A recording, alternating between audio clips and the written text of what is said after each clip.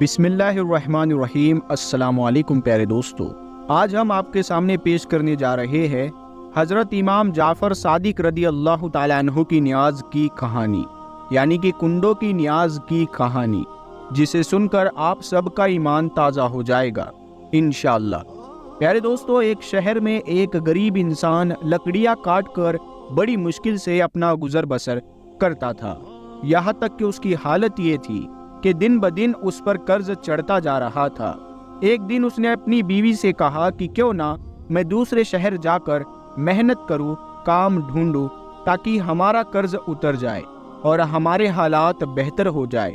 اس کی بیوی نے کہا اگر آپ کی مرضی ہے تو ٹھیک ہے، میں آپ کے لیے دعا کروں گی، یقیناً اللہ تعالی ہماری مدد فرمائیں گے۔ بس وہ شخص وہاں سے دوسرے شہر کی جانب نکل گیا۔ دوسرے شہر میں اس نے بہت کام ڈھونڈا لیکن اس کو کام نہیں ملا، تو اس نے وہی لکڑیاں کاٹ کر گزر بسر کرنا شروع کر دیا۔ اس نے یہ چاہا کہ کچھ پیسے جمع کر لوں، اس کے بعد اپنے وطن واپس چلا جاؤں گا، لیکن اس کی بیوی روتی رہتی تھی، دن رات دعا کرتی رہتی تھی۔ جب اس کے گھر میں کچھ بھی نہ بچا تو وہ گزر بسر کرنے کے لیے شہر کے وزیر کے پاس گئی اور کہا کہ میں غریب اور لاچار ہوں، مجھے اپنے گھر میں تھوڑی سی جگہ دے دے، میں آپ کے گھر کا کام بھی کرتی رہوں گی، مجھے بس 2 وقت کا کھانا دے دے۔ وزیر نے اپنی بیوی کو کہا کہ اس کو گھر میں رکھ لو اور اس کو نوکروں کا کام سمجھا دو۔ وہ مجبور عورت اس وزیر کے گھر کام کرتی رہی اور اپنے شوہر کے لیے دعا مانگتی رہی۔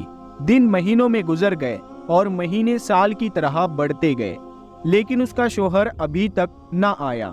ایک دن عورت جب روتے روتے رات کو سو گئی تو رات کو امام جعفر صادق رضی اللہ تعالیٰ عنہ خواب میں آئے، اور وہ عورت دیکھ رہی ہے کہ امام جعفر صادق رضی اللہ تعالیٰ عنہ فرما رہے ہیں، اے لوگو بتاؤ کہ آج کون سی تاریخ ہے؟ امام کے ساتھ جو امام کے چاہنے والے تھے ان میں سے ایک نے کہا کہ آج 22 رجب ہے۔ امام نے فرمایا یاد رکھنا، جو بھی ہمارا چاہنے والا اس دن خلوص دل سے نیاز دلائے اور اللہ سے کوئی دعا مانگے تو اللہ وہ دعا رد نہیں کرے گا۔ بس یہ سننا تھا کہ عورت کی آنکھ کھل گئی، وہ نیند سے جاگ گئی۔ اس نے جب دیکھا تو وہ رات 22 رجب کی تھی، اور اس عورت نے صبح اٹھ کر امام جعفر صادق رضی اللہ تعالیٰ عنہ کی نیاز دی اور دعا مانگی۔ یہ عمل ابھی چل ہی رہا تھا، وہ نیاز بانٹ ہی رہی تھی کہ وہاں دور جو اس کا بے وطن شوہر تھا لکڑیاں کاٹ رہا تھا۔ لکڑیاں کاٹتے کاٹتے ایک مرتبہ کلہاڑی جب اس نے درخت پر ماری تو جیسے ہی درخت گرا تو اس کی جڑوں میں خزانہ چھپا ہوا تھا۔ وہ خزانہ دیکھ کر خوش ہونے لگا اور اللہ کا شکر ادا کرنے لگا، اور اللہ کا شکر ادا کر کے وہ خزانہ لے کر گھر واپس لوٹ آیا، اپنی بیوی کو لے کر ایک شاندار محل بنایا اور دونوں خوش رہنے لگے۔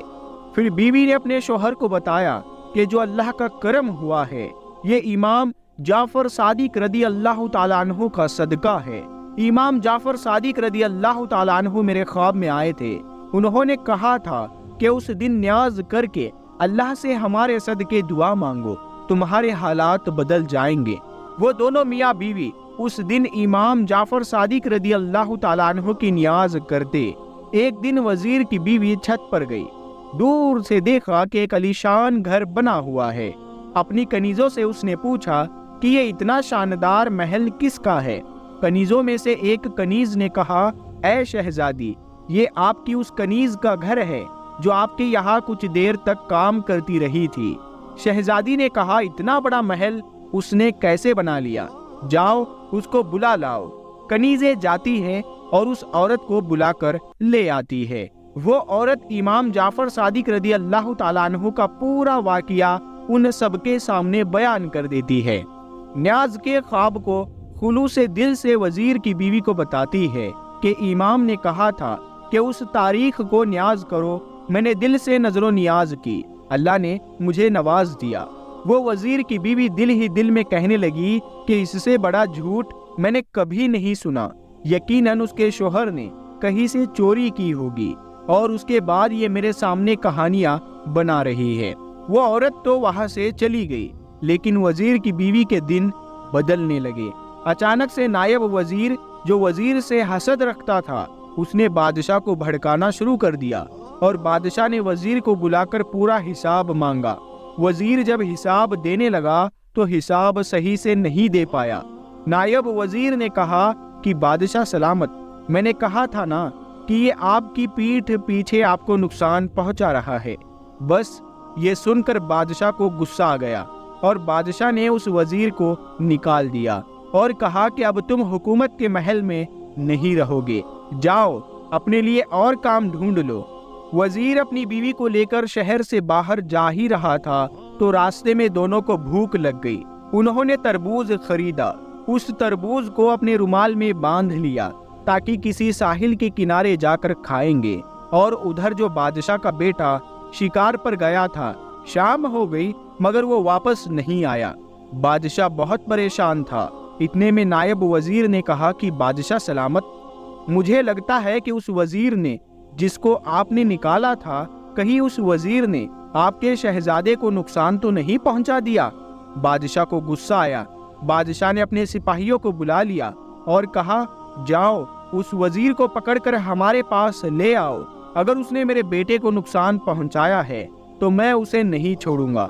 सिपाही उस वजीर को ढूंढते ढूंढते उस वजीर के पास पहुंच गए और पूछा कि शहजादा कहाँ है।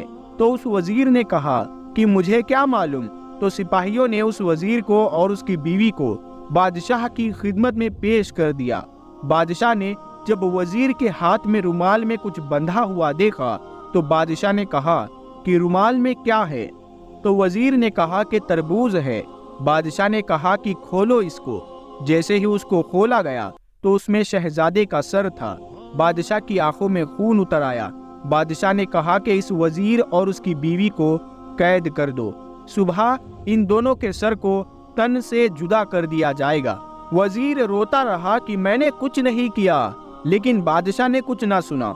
जब उन दोनों को कैद खाने में डाल दिया गया, दोनों मियाँ बीवी रो रहे थे।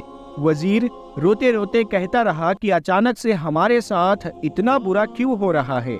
यकीनन मुझसे कोई गुनाह हुआ है जिसकी ये सजा है। इतने में वजीर की बीवी रोकर कहने लगी कि बुरा तुमसे नहीं बल्कि मुझसे हुआ है। तुम्हें याद है हमारे यहाँ एक नौकरानी थी, वो कल मेरे पास आई थी। आज वो शहजादी की तरह रहती है। मैंने जब उससे पूछा कि इतने पैसे कहाँ से आए तो उसने कहा कि इमाम जाफर सादिक रदी अल्लाह ताला अन्हु ख्वाब में आए थे। उन्होंने कहा कि मेरी नजर करो और फिर दुआ मांगो, अल्लाह तुम्हारे हालात बदल देगा। मैंने उसकी बात को झूठा समझा और मुझे लगता है कि तभी से हमारे हालात बदल चुके हैं। तो वजीर ने कहा, ऐ बदबख्त औरत, इससे बड़ा गुनाह क्या होगा। तुमने इमाम की बात पर शक किया।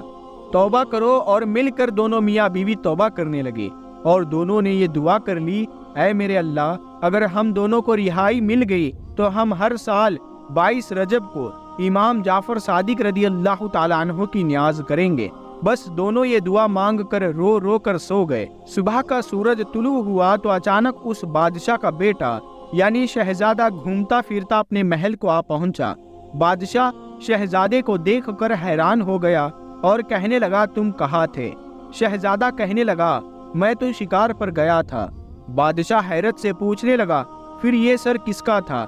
जाओ जल्दी से वजीर और उसकी बीवी को बुला लाओ। वजीर और उसकी बीवी बादशाह की खिदमत में लाए गए और उन्होंने पूरा वाकया बादशाह को सुनाया। बादशाह ने इमाम जाफर सादिक रदी अल्लाह ताला अन्हु का नाम सुना और उसने कहा, आज से हर साल मैं भी मेरी सल्तनत जहाँ जहाँ है वहाँ इमाम जाफर सादिक रदी अल्लाह ताला अन्हु की न्याज दी जाएगी। और वजीर को वापस अपने ओहदे पर कायम कर दिया और नायब वजीर को अपनी सल्तनत से निकाल दिया। प्यारे दोस्तों, ये न्याज करना 22 रजब के दिन ही करना ये ज़रूरी नहीं है। आप इस न्याज को 15 तारीख को भी कर सकते हैं, 15 रजब को भी कर सकते हैं। तो हम उम्मीद करते हैं कि आपको आज का ये वीडियो पसंद आया होगा। इस वीडियो को, इस कहानी को आप लोग सभी मुसलमानों तक ज़रूर पहुंचाएं। और अभी तक आपने हमारे चैनल को सब्सक्राइब नहीं किया है तो सब्सक्राइब करके साथ में लगे बेल आइकन को ज़रूर दबा दें।